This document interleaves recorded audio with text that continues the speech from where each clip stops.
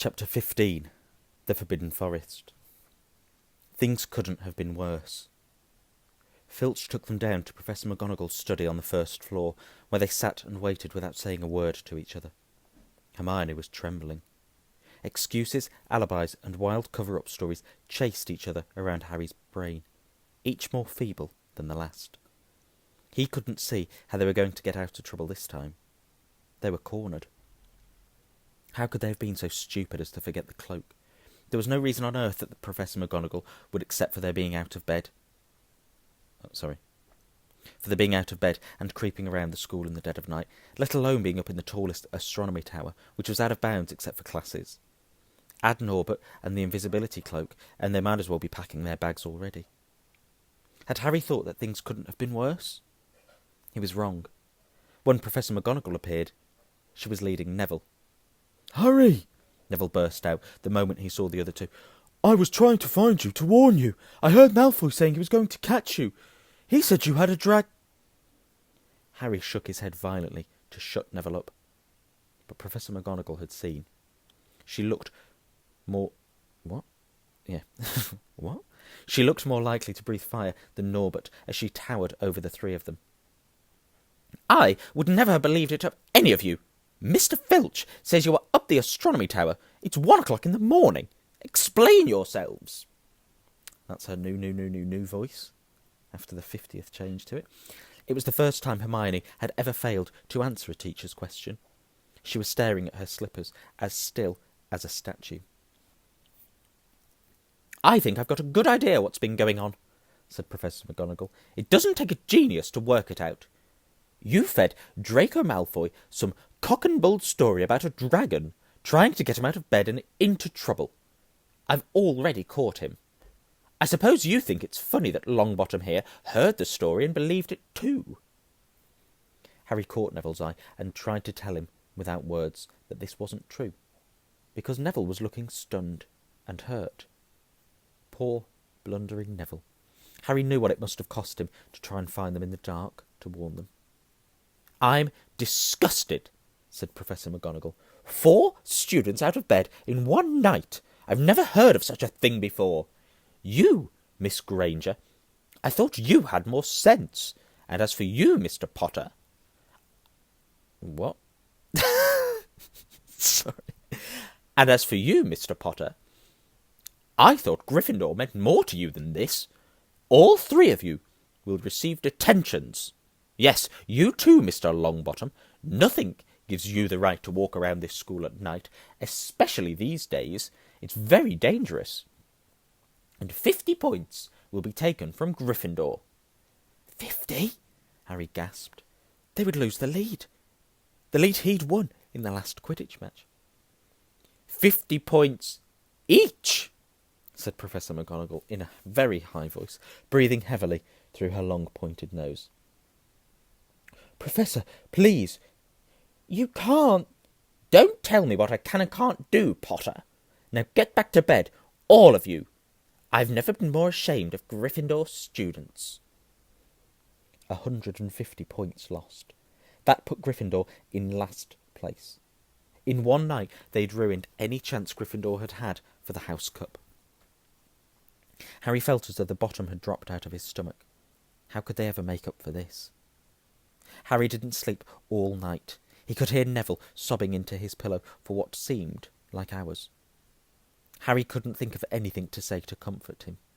He knew Neville, like himself, was dreading the dawn. What would happen when the rest of Gryffindor found out what they'd done? At first, Gryffindors passing the giant hourglasses that recorded the house points the next day thought they'd been a mistake.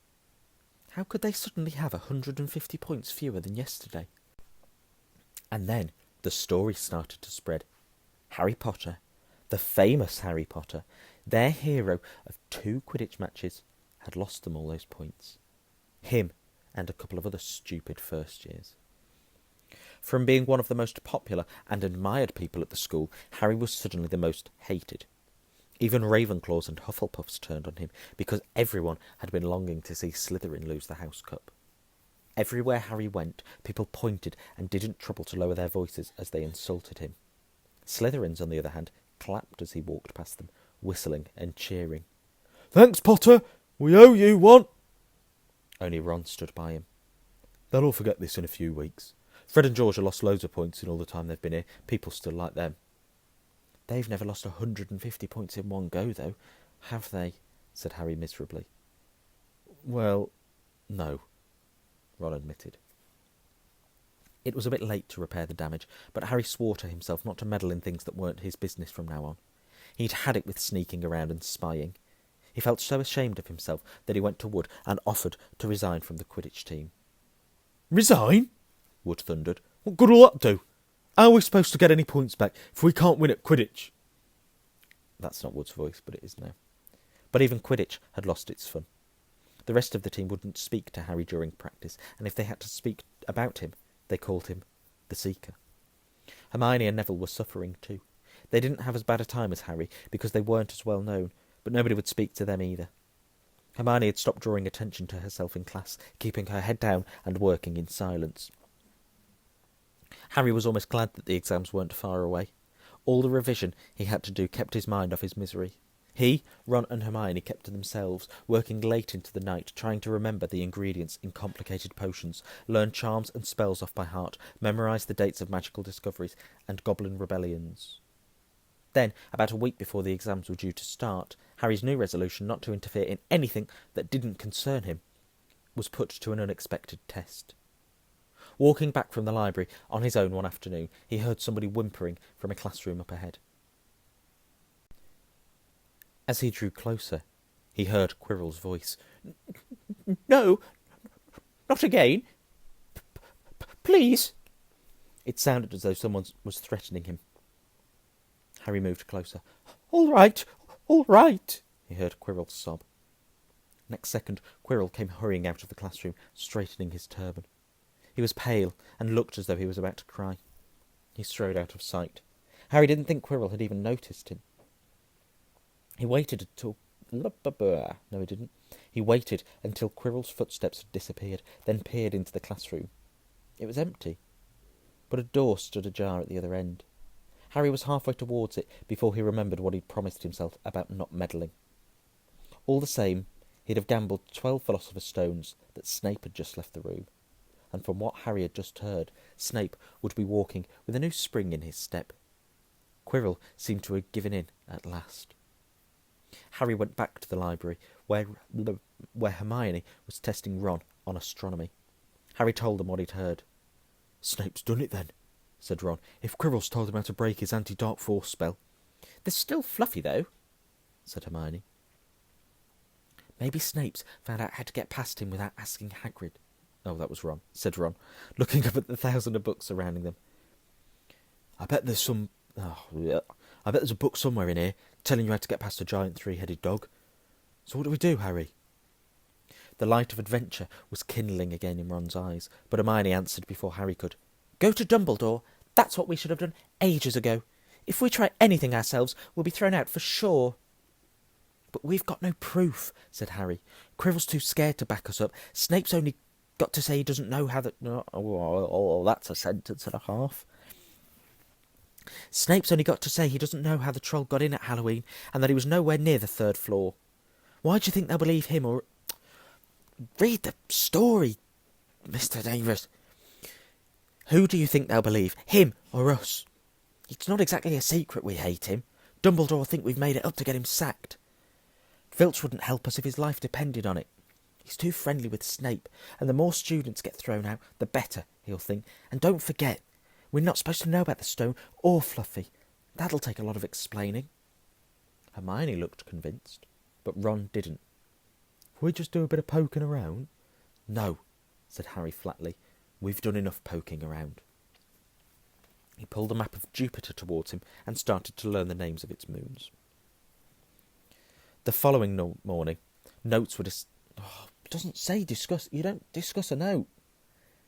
You deliver it. The following morning, notes were delivered to Harry, Hermione, and Neville at the breakfast table. They were all the same. "Your detention will take place at 11 o'clock tonight. Meet Mr. Filch at the entrance hall. Professor M. McGonagall." Harry had forgotten they still had detentions to do in the furrow over the point. Furrow? In the Furore? Furore, I think. I'll have to look that word up. I don't know that one. Furore? I'm just saying furore. Furore, something like that. Over the points they'd lost. He half expected Hermione to complain that this was a whole night of revision lost, but she didn't say a word. Like Harry, she felt they deserved what they'd got. At 11 o'clock that night they said goodbye to Ron in the common room and went down to the entrance hall with Neville. Filch was already there, and so was Malfoy. Harry had also forgotten that Malfoy had got a detention too.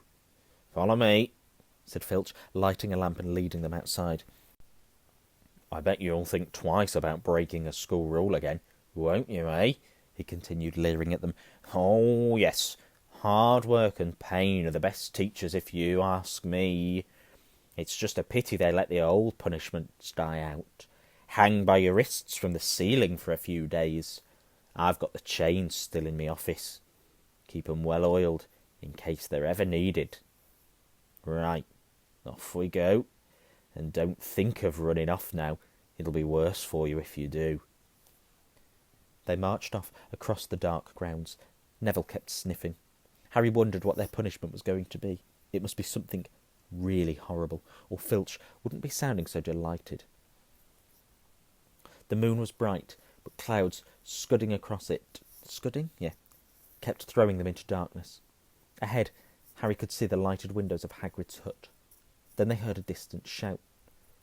"Is that you, Filch? Hurry up, I want to get started." It's a new Hagrid voice for you.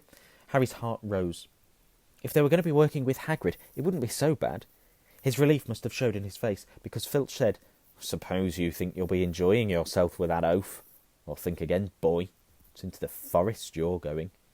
You'd have never guessed, based on the name of this chapter. I'm sure the punishment was a real surprise there. It's into the forest you're going, and I'm much mistaken if you'll all come out in one piece. At this point, Neville let out a little moan, and Malfoy stopped dead in his tracks. The forest?" he repeated, and he didn't sound quite as cool as usual. "We can't go in there at night. There's all sorts of things in there. Werewolves, I heard." Neville clutched the sleeve of Harry's robe and made a choking noise. "That's your lookout, is it?" said Filch. What? No, it doesn't say that. It says, "Isn't it?" I don't know what book I'm reading today, but it's not Harry Potter. Right, where am I? "That's your lookout, isn't it?" said Filch, his voice cracking with glee. "Should have thought of them werewolves before you got in trouble, shouldn't you?" Hagrid came striding towards them out of the dark, Fang at his heel. He was carrying his large crossbow, and a quiver of arrows hung over his shoulder. "About time," he said. "I've been waiting for half an hour already. All right, Harry? Hermione?" "I shouldn't be too friendly with them, Hagrid," said Filch coldly. "They're here to be punished, after all." "That's why you're late, is it?" said Hagrid, frowning at Filch. "Been lecturing them, eh? It's not your place to do that. You've done your bit. I'll take over from it." "I'll be back at dawn," said Filch. "For what's left of them," he added nastily, and turned and started back towards the castle, his lamp bobbing away in the darkness. Malfoy now turned to Hagrid. "I'm not going in that forest," he said, and Harry was pleased to hear the note of panic in his voice. "You are if you want to..." Well, I just felt... Oh, for goodness... Filch has walked off and I'm still talking as him. "You are if you want to stay at Hogwarts," said Hagrid fiercely. "You've done wrong, and now you've got to pay for it." "But this is servant stuff. It's not for students to do. I thought we'd be writing lines or something. If my father knew I was doing this, he'd..." "Tell you that's how it is at Hogwarts," Hagrid growled. "Writing lines? What's good for that, anyway?" Doesn't say that. "You'll do something useful, or you'll get out. If you think your father..." What? Oh, for God's like a tongue twister. "If you think your father would rather you..." Your father would rather... "If you think your father would rather you were expelled, then get back... Oh, for... Then get back off to the castle and pack. Go on." There you go. Malfoy really struggling today. Malfoy didn't move. He looked at Hagrid furiously, but then dropped his gaze. There's still about 20 minutes of this to go. 20 minutes. Honestly, if you listen to the whole thing today, give yourself a pat on the back. Right then, said Hagrid, who's now just from Birmingham. now listen carefully, because it's dangerous what we're going to do tonight, and I don't want no one taking risks. Follow me over here a moment. He led them to the very edge of the forest. Holding his lamp up high, he pointed down a narrow, winding earth track that disappeared into the thick black trees. A light breeze lifted their hair as they looked into the forest. Look there, said Hagrid, sounding gruffer than before. see that stuff shining on the ground? Silvery stuff, that's unicorn blood. There's a unicorn in there, been hurt badly by summit. This is the second time in a week. I found one dead last Wednesday. What voice is that? We're going to try and find the poor thing. We might have to put it out of its misery. And what if whatever hurt the unicorn finds us first? Said Malfoy, unable to keep the fear out of his voice. There's nothing that lives in the forest that'll hurt you, if you're with me or Fang, said Hagrid. And keep to a path. Right, now, we're going to split into two parties and follow the trail in different directions. There's blood all over the place. Must have been staggering around since last night at least. I want Fang, said Malfoy quickly, looking at Fang's long teeth. All right, but I warn you, he's a coward, said Hagrid. So, me, Harry and Hermione will go one way, and Draco, Neville and Fang will go the other. Now, if any of us finds the unicorn, we'll send up green sparks, right? Get your wands out and practice now. That's it. And if anyone gets in trouble, send up red sparks, and they'll all come and find you. Be careful. Let's go. The forest was black and silent. A little way into it they reached a fork in the earth path, and Harry, Hermione and Hagrid took the left path, while Malfoy, Neville and Fang took the right. They walked in silence, their eyes on the ground. Every now and then a ray of moonlight through the branches above lit a spot of silver-blue blood on the fallen leaves. Harry saw that Hagrid looked very worried. "Could a werewolf be killing the unicorns?" Harry asked. Not fast enough, said Hagrid. Not easy to catch a unicorn. They're powerful magic creatures. I never knew one to be hurt before. They walked past a pass. Doing so well. They walked past a mossy tree stump. Harry could hear running water. There must be a stream somewhere close by. There were still some spots of unicorn blood here and there along the winding path. You all right, Hermione? Hagrid whispered. Don't worry. Can't have gone far if it's hurt this badly, and then we'll be able to... Get behind that tree!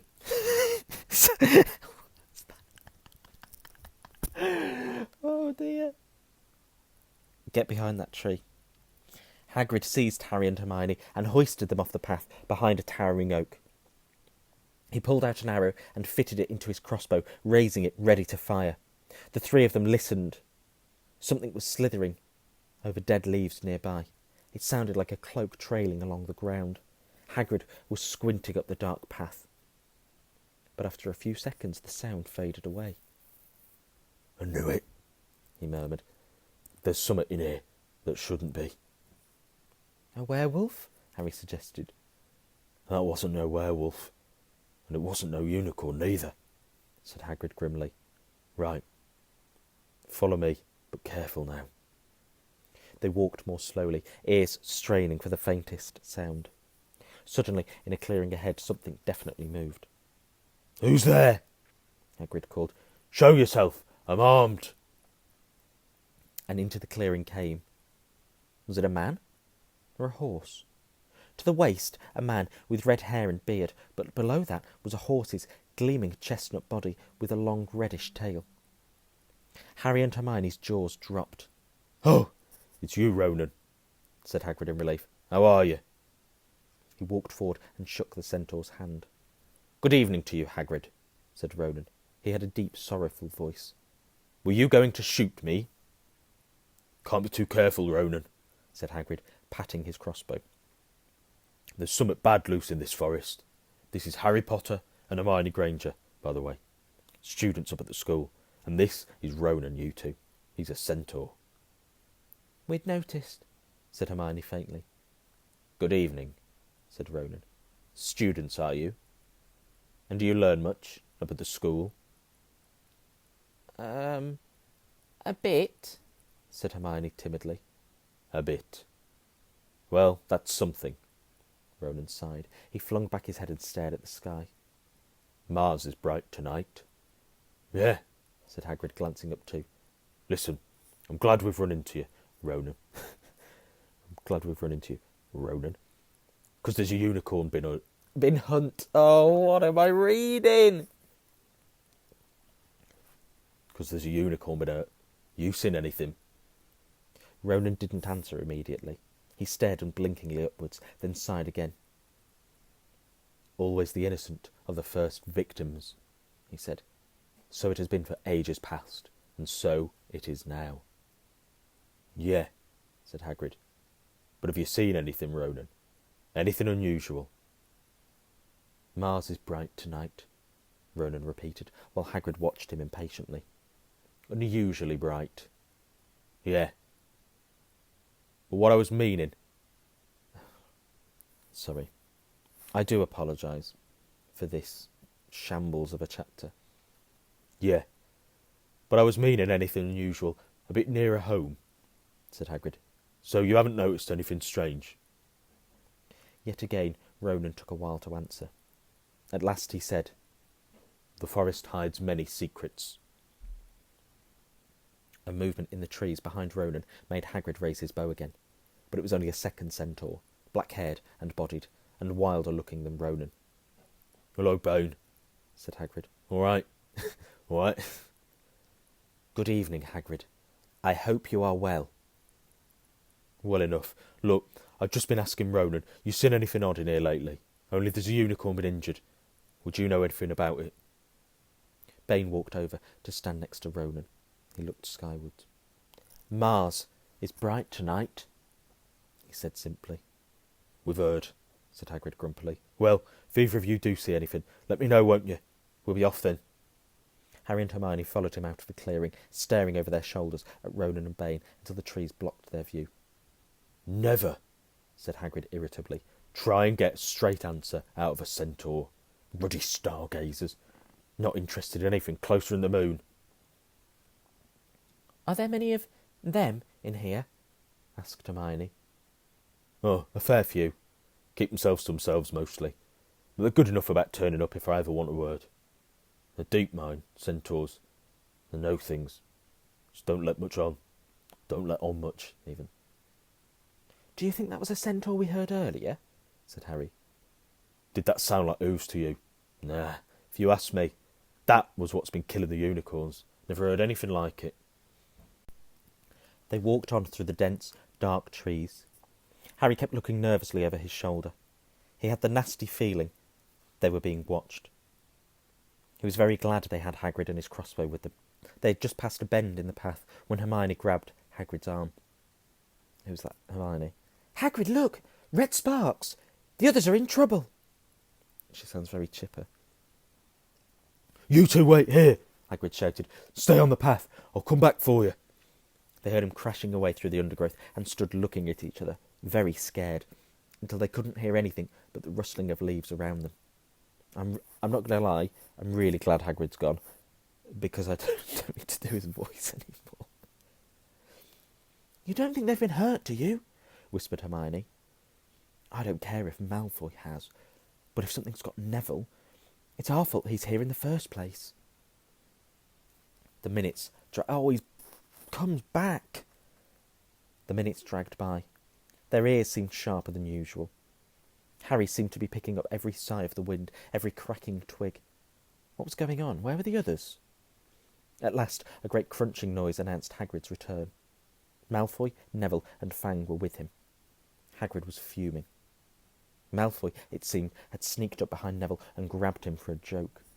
Neville had panicked and sent up the sparks. We'll be lucky to catch anything now, with the racket you two were making. Right, we're changing groups. Neville, you stay with me and Hermione. Harry, you go with Fang and this idiot. Sorry, Hagrid added in a whisper to Harry. But he'll have a harder time frightening you, and we've got to get this done. So Harry set off into the heart of the forest with Malfoy and Fang. They walked for nearly half an hour. deeper and deeper into the forest, until the path became almost impossible to follow because the trees were so thick. Harry thought the blood seemed to be getting thicker. There were splashes on the roots of a tree, as though the poor creature had been thrashing around in pain close by. Harry could see a clearing ahead through the tangled branches of an ancient oak. "Look," he murmured, holding out his arm to stop Malfoy. Something bright white was gleaming on the ground. They inched closer. It was the unicorn, all right, and it was dead. Harry had never seen anything so beautiful and so sad. Its long, slender legs were stuck out at odd angles where it had fallen, and its mane was spread pearly white on the dark leaves. Harry had taken one step towards it when a slithering sound made him freeze where he stood. A bush on the edge of the clearing quivered. Then out of the shadows a hooded figure came crawling across the ground like some stalking beast. Harry, Malfoy and Fang stood transfixed. The cloaked figure reached the unicorn. It lowered its head over the wound in the animal's side and began to drink its blood. "Ah!" Malfoy let out a terrible scream and bolted. So did Fang. The hooded figure raised its head and looked right at Harry. Unicorn blood was dribbling down its front. It got to its feet and came swiftly towards him. He couldn't move for fear. Then a pain pierced his head like he'd never felt before. It was as though his scar was on fire. Half blinded, he staggered backwards. He heard hooves behind him, galloping, and something jumped clean over him, charging at the figure. The pain in Harry's head was so bad that he fell to his knees. It took a minute or two to pass. When he looked up, the figure had gone. A centaur was standing over him, not Ronan or Bane. This one looked younger. He had white blonde hair and a palomino body. "Are you all right?" said the centaur, pulling Harry to his feet. "Yes, thank you. What was that?" The centaur didn't answer. He had astonishingly blue eyes, like pale sapphires. He looked Harry. No, it doesn't say he looked Harry. He looked carefully at Harry, his eyes lingering on the scar which stood out, livid, on Harry's forehead. "You are the Potter boy," he said. "You had better get back to Hagrid. The forest is not safe at this time, especially for you. Can you ride? It will be quicker this way." "My name is Firenze," he added, as he lowered himself onto his front legs so that Harry could clamber onto his back. There was suddenly a sound of more galloping from the other side of the clearing. Ronan and Bane came... I have to pretend I remember their voices now. Ronan and Bane came bursting through the trees, their flanks heaving and sweaty. "Firenze!" Bane thundered. "What are you doing? You have a human on your back. Have you no shame? Are you a common mule?" "Do you realise who this is?" said Firenze. "This is the Potter boy. The quicker he leaves this forest, the better." "What have you been telling him?" growled Bane. "Remember, Firenze, we are sworn not to set ourselves against the heavens. Have we not read what is to come in the movements of the planets?" Ronan pawed the ground nervously. "I'm sure Firenze thought he was acting for the best," he said in his gloomy voice. His gloomy voice is an entirely new voice. I've just made it up. Bane kicked his back legs in anger. "For the best? What is that to do with us? Centaurs are concerned with what has been foretold. It is not our business to run around like donkeys after stray humans in our forest." Firenze suddenly reared onto his hind legs in anger, so that Harry had to grab onto his shoulders to stay on. "Do you not see that unicorn?" Firenze bellowed at Bane. "Do you not understand why it was killed? Or have the planets not let you in on that secret? I set myself against what is lurking in this forest, Bane. Yes, with humans alongside me, if I must." And Firenze whisked around, with Harry clutching on as best he could. They plunged off into the trees, leaving Roman and Bane. I called him Roman then. I don't know how long I've been doing that for, but it doesn't say Roman. It says Ronan. Is Specsavers open yet?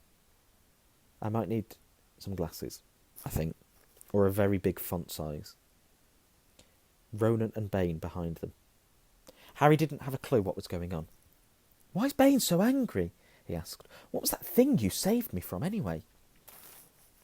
Firenze slowed to a walk, warned Harry to keep his head bowed in case of low-hanging branches, but did not answer Harry's question. They made their way through the trees in silence, for so long that Harry thought Firenze didn't want to talk to him any more. They were passing through a particularly dense patch of trees, however, when Firenze suddenly stopped. "Harry Potter, do you know what unicorn blood is used for?" "No," said Harry, startled by the odd question. "We've only used the horn and tail hair in potions." "That is because it is a monstrous thing to slay a unicorn," said Firenze. "Only one who has nothing left to lose and everything to gain would commit such a crime. The blood of a unicorn will keep you alive, even if you are an inch from death, but at a terrible price. You have slain something so pure and defenceless to save yourself, and you will have but half a life, a cursed life, from the moment the blood touches your lips." Harry stared at the back of Firenze's head, which was dappled silver in the moonlight. "But who'd be that desperate?" he wondered aloud. "If you're going to be cursed forever, death's better, isn't it?" "It is," Firenze agreed, "unless all you need is to stay alive long enough to drink something else. Something that will bring you back to full strength and power. Something that will mean you will never die. Mr. Potter, do you know what is hidden in the school at this very moment?" "The Philosopher's Stone. Of course, the elixir of life, but I don't understand who—" "Can you think of nobody who has waited many years to return to power, who has clung to life, awaiting their chance?" It was as though an iron fist had clenched suddenly around Harry's heart. Over the rustling of the trees, he seemed to hear once more what Hagrid had told him on the night they had met. "Some say he died. Codswallop, in my opinion." "That's Hagrid now, apparently." "Some say he died." "That's a sailor. That's a pirate." "Yar, some say he died. Codswallop, in my opinion. Dunno if he had any enough human left in him to die." Can be a pirate for there. "Do you mean," Harry croaked, "that was Harry! Harry, are you all right?" Hermione was running towards them down the path, Hagrid puffing along behind her. "I'm fine," said Harry, hardly knowing what he was saying. "The unicorn's dead, Hagrid. It's in that clearing back there." "This is where I leave you," Firenze murmured as Hagrid hurried off to examine the unicorn. "You are safe now." Harry slid off his back. "Good luck, Harry Potter," said Firenze. "The planets have been read wrongly before now, even by centaurs. I hope this is one of those times." He turned and cantered back into the depths of the forest, leaving Harry shivering behind him. Ron had fallen asleep in the dark common room, waiting for them to return. He shouted something about Quidditch fails when Harry roughly shook him awake. In a matter of seconds, though, he was wide-eyed as Harry began to tell him and Hermione what had happened in the forest. Harry couldn't sit down. He paced up and down in front of the fire. He was still shaking. "I don't know who's talking here, Harry."